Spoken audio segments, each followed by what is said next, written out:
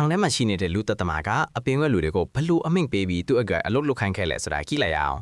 လူသက်ပြီးပြီးချင်းလူသက်သမားချက်ကရဲကိုကိုယ်တိုင်ဖုန်းဆက်ခေါ်လိုက်တယ်ဆွဲကဖွဲကတကားဖြတ်ဝလာတော့သူကအဝတ်စားမပါပဲဗလာချင်းနဲ့သူကထိတ်တန်းရှိနေတဲ့အောင်မို့သူ့ကိုပေါ်မှာလက်နဲ့မတွေ့ရင်သူ့ကိုအချမ်းမတန်းလုပ်လို့မရမှန်းသိနေတယ်ထောင်ရောက်တာနဲ့ပထမဆုံးတောင်းဆိုတာကမွေရအီတလုံးပဲထောင်ကုတန်ကအယားမာလွန်လွတ်တယ်စုံတော့တွန်ကဒါကိုကြားတော့ဟာတိုက်ရဲပြီးသူ့ကိုဘာစထဲရှိသမျှဆဲဆိုးဖြစ်လိုက်တယ်ဒါပေမဲ့တွန်အဲ့လက်ထွက်သွားတာနဲ့သူသမီးစီကိုဗီဒီယိုခွေတစ်ခွေရောက်လာတယ်အထဲမှာပါတာကချက်ရတဲ့ရက်ဆက်တဲ့လူသက်မှုပြက်ကွက်တွေပဲပြဿနာကဗီဒီယိုတွေကလူကမျက်နှာဖုံးဆွတ်ထားတော့ just ဆိုတာတက်တည်ပြလို့မရဘူးတွေ့လဲဒေါသတကြီးနဲ့သူ့စီဖြန်လာတော့ jet ကသူ့အပေးယူကိုပြောတယ်မွေးရရရင်တရားသူကြီးရှိမှအကုန်ဝင်ခံမဲ့တဲ့တွေ့လဲသဘောတူလိုက်ရတယ်ဒါနဲ့ပဲချက်ရအခန်းထဲကိုအည်သွေးမင်းမွေးရကြီးရောက်လာတော့တာပဲတခြားအချင်းသားတွေဆိုအားကြလို့မဆောင်ဘူးတရားရုံးရောက်တဲ့နေမှာတော့ချက်ကဂတိကိုဖျက်လိုက်တယ်ဝေမခဏအပြင်သူအမှုနဲ့ခစင်းစင်းချခဲ့တဲ့အရင်အမှုကိုစာအုပ်ကြီးအတိုင်းတလုံးမကြံပြန်ရွတ်ပြတယ်တသေးမခိုင်လို့တော့တရားသူကြီးကသူ့ကိုလွှတ်ပေးတော်မဲ့ဆဲမှာချက်ကရုတ်တရက်ပြောင်းသွားတယ်သူကတရားသူကြီးကိုစပြီးလှောင်ပြောင်းဆဲဆိုတော့တာပဲ